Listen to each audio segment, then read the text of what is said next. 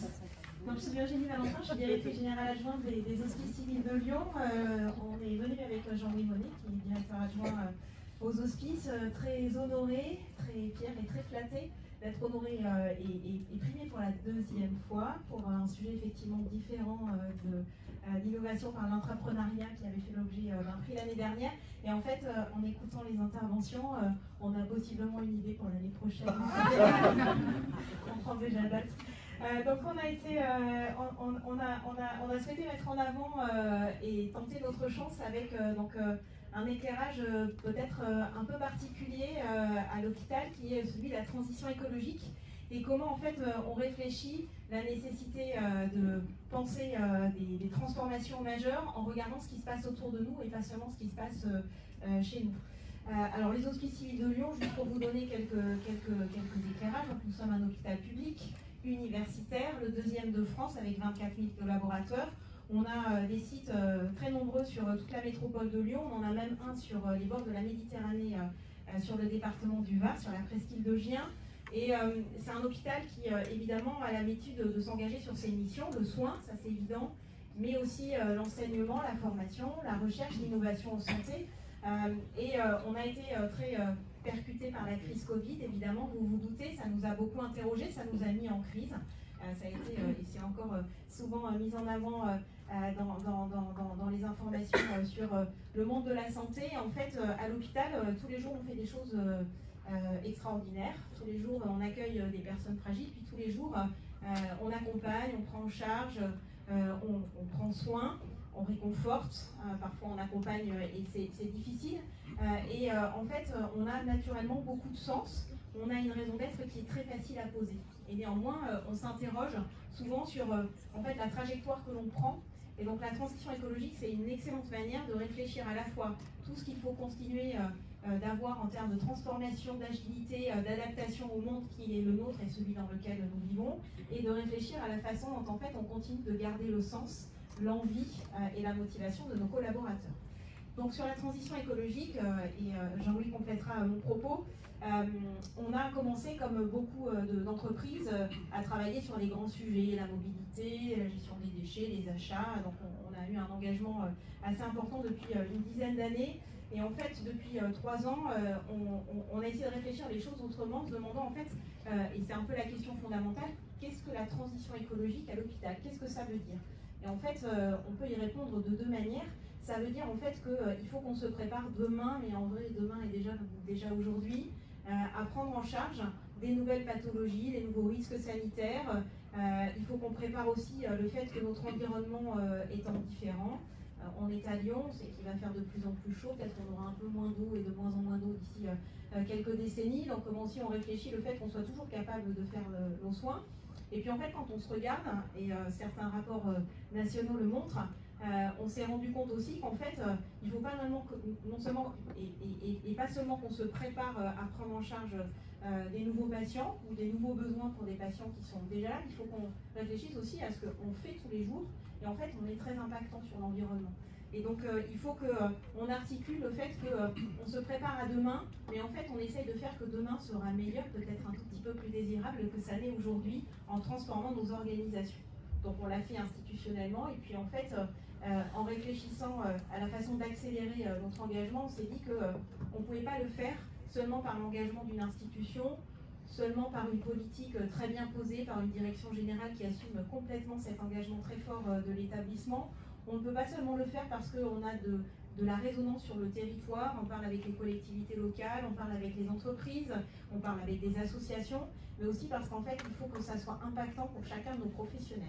Alors, comment on fait comment on a réfléchi à la façon de faire en se posant quelques minutes et en regardant ce qui se passait autour de nous. En fait, on a entendu ou on a vu des premiers signaux de gens qui avaient envie de se mobiliser et qui avaient envie en fait de tirer la transition écologique, donc pas seulement sur les grands sujets, la mobilité, les déchets, les achats, les travaux, mais en fait sur leur quotidien comme professionnels et particulièrement comme professionnels de santé. En fait, la transition écologique à l'hôpital, si on ne la tire pas dans nos missions, En fait, ça veut dire des choses, mais ça ne veut pas suffisamment dire. En tout cas, ça ne donne pas assez d'impact et assez d'engagement.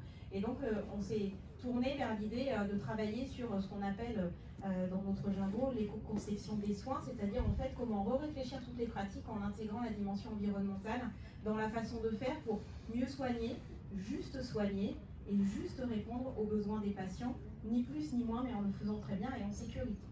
Et donc pour ça, c'est pas une directrice, même une directrice générale adjointe du deuxième CHU de France qui peut le porter. C'est pas un directeur adjoint, même très engagé auprès des équipes. C'est pas un message qu'on porte, en fait, c'est des acteurs qui ont envie de s'engager.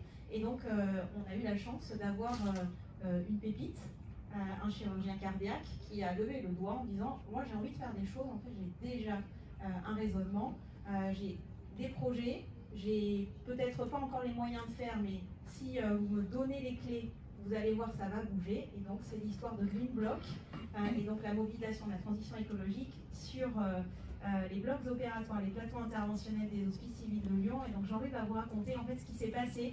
On est parti de rien et aujourd'hui, on est allé très loin. Merci. Donc, pour illustrer ce que disait Virginie sur l'impact de l'hôpital et de la santé plus largement, c'est 6 à 8% en France et dans les pays développés des émissions de gaz à effet de serre. Et les blocs opératoires, c'est entre 20 et 30% des déchets d'un hôpital. Donc, pour souligner ce que disait Virginie, en fait, c'est l'histoire d'une rencontre entre un individu et une institution, mais pas seulement un individu, c'est quelqu'un qui a eu une intuition et une institution porteuse d'une ambition. Virginie vient de vous le décrire. Donc, en fait, c'est en opérant, il s'est dit, mais qu'est-ce que je consomme? En faisant une chirurgie cardiaque. Donc, en fait, très rapidement, il s'est adjoint les services l'accompagnement de l'INSA, l'Institut national des sciences appliquées de Lyon, et ils ont établi un bilan carbone qui est une démarche très structurée, donc on a déjà rapidement passé l'empirique pour être dans le scientifique, pour mesurer. Et en fait, une chirurgie cardiaque simplexe, c'était 125 kg de CO2. Donc partant de là, effectivement, moi travaillant en groupement hospitalier, c'est un des 5 groupements des hospices que vous décrivez, Virginie, donc avec un acteur sur 24 000, avec cette envie, ce désir, et qui, insistant, charismatique, mais insistant. Donc là, en fait, quand vous recevez ça, ben vous le recevez. Donc le recevoir, c'est déjà l'écouter, c'est l'entendre. Et moi, avec le directeur de groupement, on s'est vite retourné vers la macrostructure, mais on est quand même sur quelque chose de l'ordre. Alors, j'aime pas les anglicismes, mais je trouve rien d'autre équivalent à bottom-up, top-down. Donc là, en fait, on s'est dit, on a vraiment quelque chose à saisir. Donc en fait, on a accueilli cette démarche. Après, on l'a appuyé. Et comme le disait Virginie, en fait, rapidement, les hospices civils de Lyon, la direction générale s'en est saisie et a aidé à la structuration de ce qu'on a appelé la Green Team pour les blocs opératoires verts. Parce qu'en fait, on a au total 7 hôpitaux avec à peu près 10 salles de blocs, voire plus sur chacun. Donc imaginez le nombre de professionnels, parce qu'en fait, c'est une fourmilière de compétences, d'individualité. Vous avez des chirurgiens, vous avez des anesthésistes, des infirmières de bloc opératoire, des infirmiers anesthésistes, des aides opératoires. Enfin, c'est vraiment quelque chose de bouillonnant. Et pour arriver sur une ambition, une intuition à capitaliser. Donc en fait, on a reconnu, on a appuyé, puis on a évalué. Donc en fait, on s'est assez rapidement rendu compte. Tout à l'heure, il y avait un exemple qui était s'étonner chaque jour de ce qui était bien fait. Nous, on s'étonne chaque jour de ce qu'on ne produit plus comme déchets, ou alors ce qu'on produit, de les recycler, faire en sorte d'être le plus neutre en termes d'impact carbone. Donc les impacts, il y a des impacts visibles, généraux et plutôt bien plus particuliers. Donc d'un point de vue général, assez rapidement, et c'était pas évident, en fait on s'est posé la question, est-ce qu'on fait déjà bien nos fondamentaux? Donc on s'est assuré sur l'ensemble des blocs, et très rapidement il y a eu une adhésion totale, et quand je parle d'adhésion, on pourrait parler de contagion, même si c'est un hôpital. Voilà, un hôpital en épisode hivernal, c'était un peu risqué, mais voilà. Donc en fait, est-ce qu'on fait bien ce qu'on doit faire? Et puis, développement de nouvelles filières déchets. Et après, donc en fait, on s'est dit, mais c'est pas fait. En fait, il y a déjà beaucoup de choses qui se font.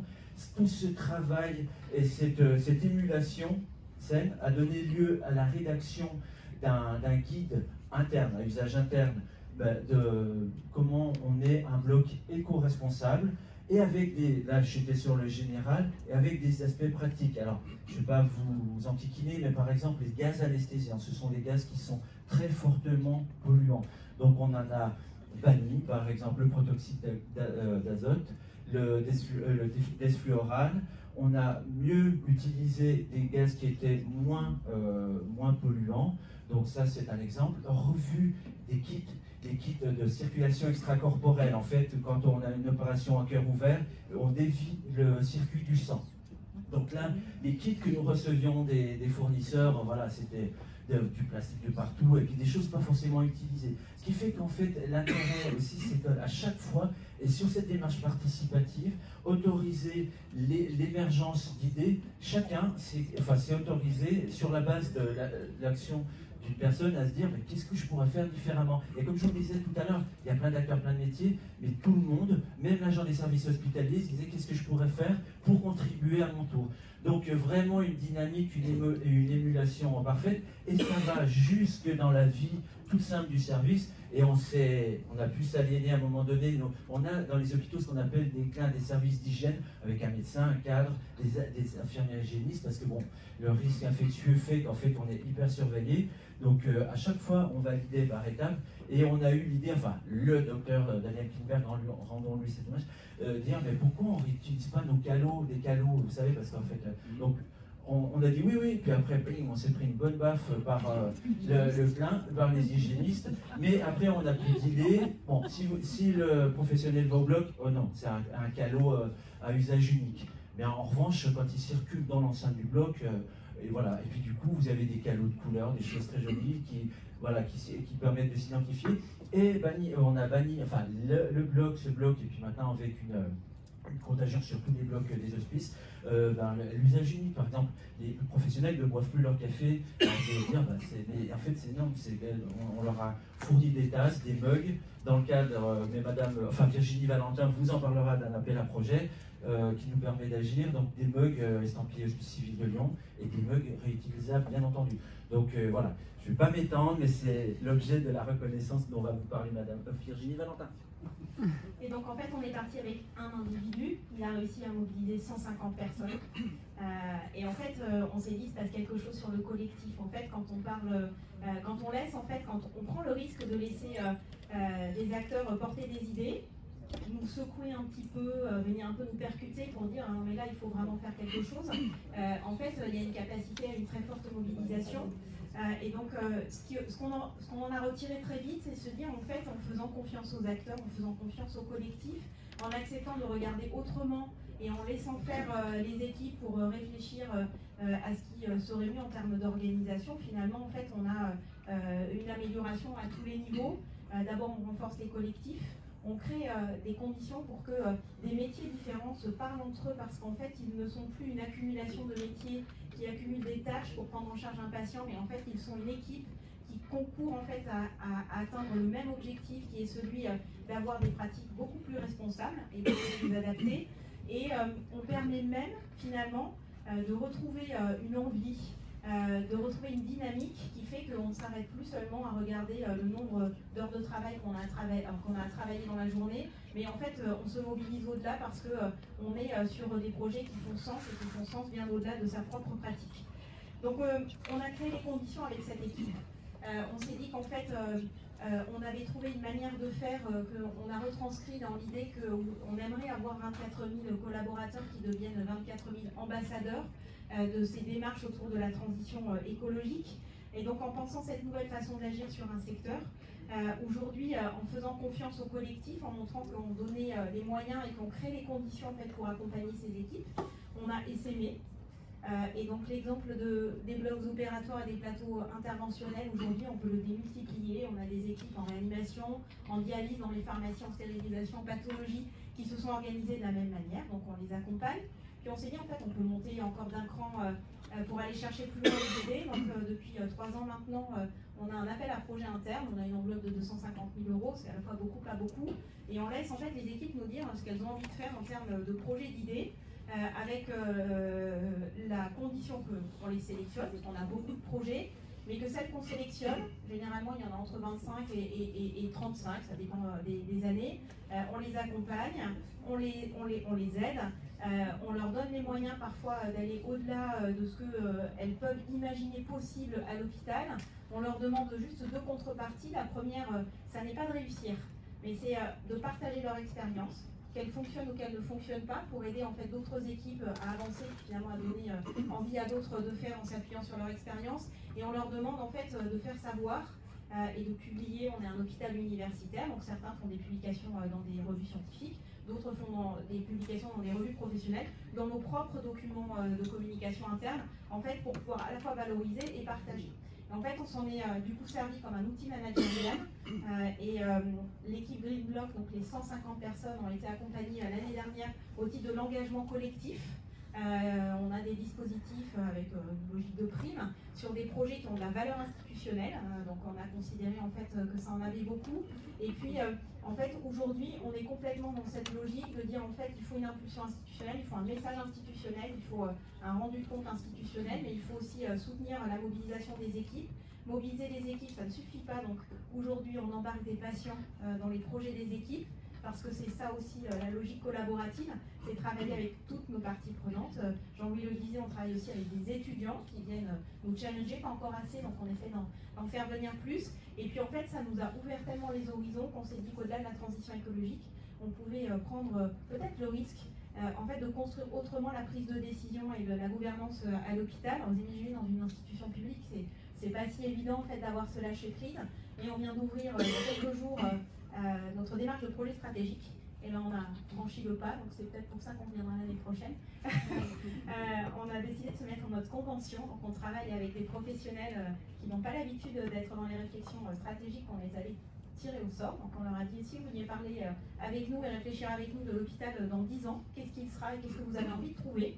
On est allé chercher des étudiants, on est allé chercher des patients, puis en fait on s'est dit qu'il faut qu'on aille beaucoup plus loin, donc on est allé chercher des professionnels de santé libéraux, des professionnels dans des cliniques avec lesquels on ne travaille pas toujours facilement. On est allé chercher des représentants d'industrie, de l'innovation sur le territoire, en disant venez nous donner vos regards, venez nous aider à construire notre stratégie. Puis en fait, on va embarquer comme ça un projet ambitieux. Et alors, ce qui est très chouette de cette communauté, là, beaucoup, c'est qu'un des enjeux qui ressort le plus, c'est comment on continue de transformer l'hôpital pour qu'il soit plus respectueux de l'environnement et en fait qu'il soit plus ancré avec le vivant. Et le vivant, c'est exactement la mission de l'hôpital.